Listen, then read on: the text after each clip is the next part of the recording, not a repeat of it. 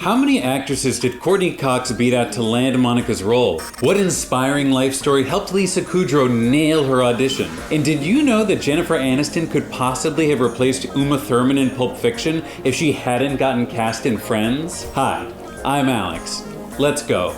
Courteney Cox is Monica Geller. She was the first actress out of the 6 to get cast. And the crazy thing is that she initially auditioned for the role of Rachel. Yes, what's even crazier is that she rejected the part. Any idea why? Easy. Cox just didn't like the part. She wanted to be Monica. According to Courteney Cox, she was very attracted to the character's strong personality. But unfortunately, the showrunners already had another actress in mind for Monica. They wanted Janeane Garofalo. In fact, the role was written specifically for her, but because Courteney Cox was kind of famous already, and the audition was perfect, the showrunners had no other choice but to cast her as Monica Geller. I wonder what an audition for Monica looks like. Maybe the actress had to make people eat cookies over the sink, or perhaps use a vacuum cleaner. Huh? Could be. Want to know which other famous actress tried out for Monica's part? Prepare to be shocked. It was Maggie Wheeler.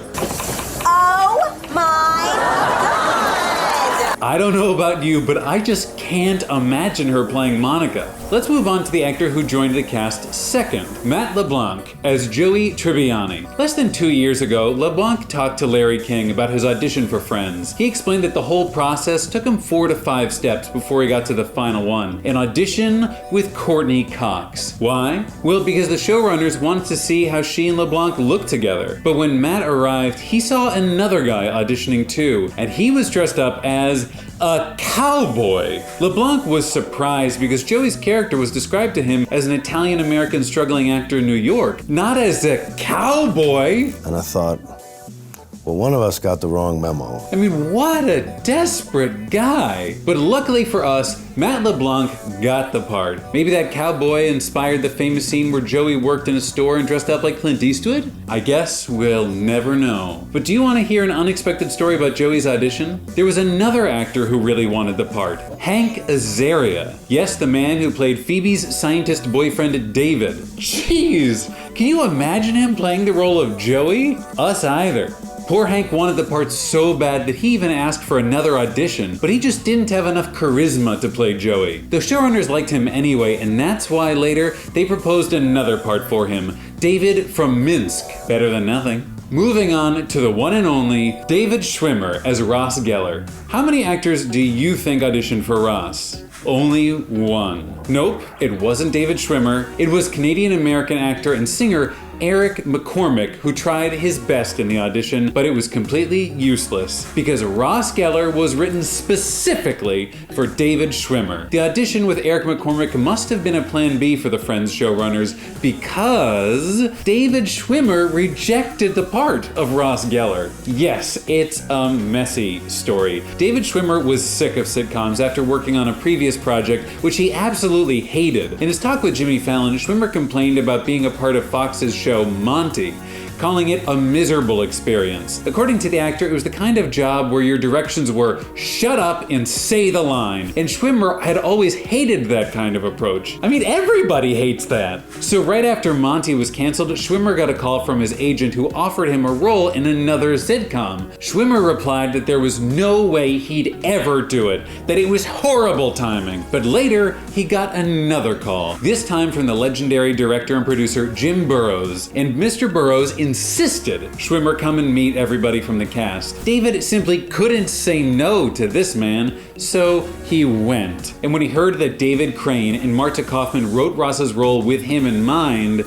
he gave in. That they wrote this part with me in mind, I was like, okay.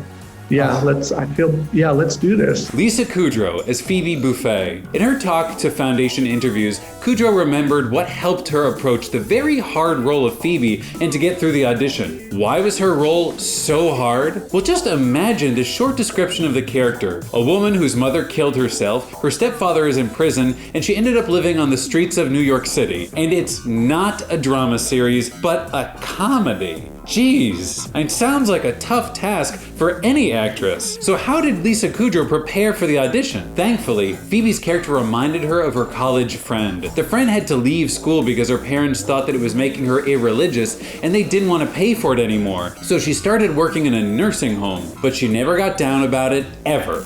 It was always like, it's so funny, you know, where I work, this one woman, she's so funny because she can't think straight anymore, and it's very funny. Like, she found things to love. Kudrow's friend always found things to love about working in the nursing home and every other tough situation she went through. What an amazing attitude. And that truly inspired Lisa Kudrow and stuck with her. So she thought, okay, that's what Phoebe as a character needs to have. That attitude. Doesn't feel sorry for herself at all. That's what Kudrow brought to her auditions, and it seemed to work perfectly, even in front of James Burrows, who hated Kudrow and actually fired her from a different project. Lisa Kudrow was just meant to play Phoebe, and nobody could stop her, not even the legendary James Burrows. Now, what about Matthew Perry as Chandler Bing? True fans probably already know that Matthew Perry almost rejected the part of Chandler, just like David Schwimmer did. And it's a true mystery how everything came together and Perry finally got the part of Chandler. First of all, he wanted to work on another project. It suddenly got canceled. Second of all, there were a couple of other actors who almost got the part of Chandler, but then they somehow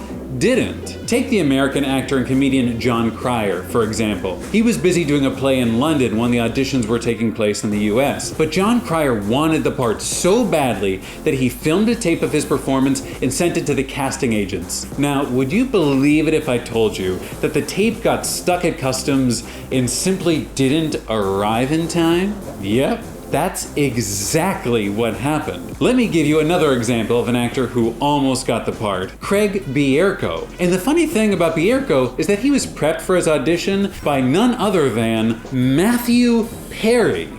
Yep. The story was that before Perry got his chance to audition, he coached Bierko and helped him to pass the first stage of the audition process. Well, because they were friends, you know. But Bierko was later rejected. Maybe that had something to do with the way that Perry trained him? Think about that, Bierko. The producers even auditioned Jon Favreau for Chandler, but he rejected the part. Jesus! What the hell's going on with all of these people rejecting such awesome roles? I mean, now, it's impossible to imagine how anyone could reject a role in Friends. Anyways, there were tons of other reasons that Matthew Perry was not going to get the role of Chandler Bing, but it seemed like the universe itself wanted him to be in the series, because when all of the other actors were out of play, Perry was able to audition, and he simply nailed the part, just like this. Whoopah! What's even cooler is that Perry even managed to make Bruce Willis appear in Friends for free. Yes, before we get to Jennifer Aniston, we'd like to tell you some bonus info. The true story of how Bruce Willis got his cameo in Friends. Never bet with Matthew Perry. It may surprise you, but Mr. Die Hard never dreamt of being part of the show, especially not for free. But back in 2000, Perry worked with Willis on The Whole Nine Yards, and before the movie premiered, the two actors made a wager on whether the film would be #1 at opening weekend in the box office, or not. Perry believed in the film, while Willis didn't. And it just so happened that The Whole Nine Yards indeed was #1! So Perry won the bet, which meant that Willis had to guest star on Friends for free. And all the money that he would have earned, he donated to charity. So the lesson is, never bet with Perry, folks. Now finally, moving on to Jennifer Aniston as Rachel Green. The showrunners of Friends never ever had Jennifer Aniston in mind for Rachel Green. They even considered Jean Sibbett Carroll for the part, but unfortunately the actress was pregnant at the time, so she was passed over for the role. And Sibbett has no regrets about that. There's no way anybody could have come close to what Jennifer Aniston did with Rachel. She was so perfect, she said. That is so sweet. But because the showrunners liked Sibbett as an actress, they proposed another part for her, Ross's ex-wife Carol. And by the way, Sibbett's pregnancy was perfectly written into the scripts of the first season. The Friends producers also wanted American actress Téa Leoni for Rachel's part, but she turned the role down to do another show. Pfft, right.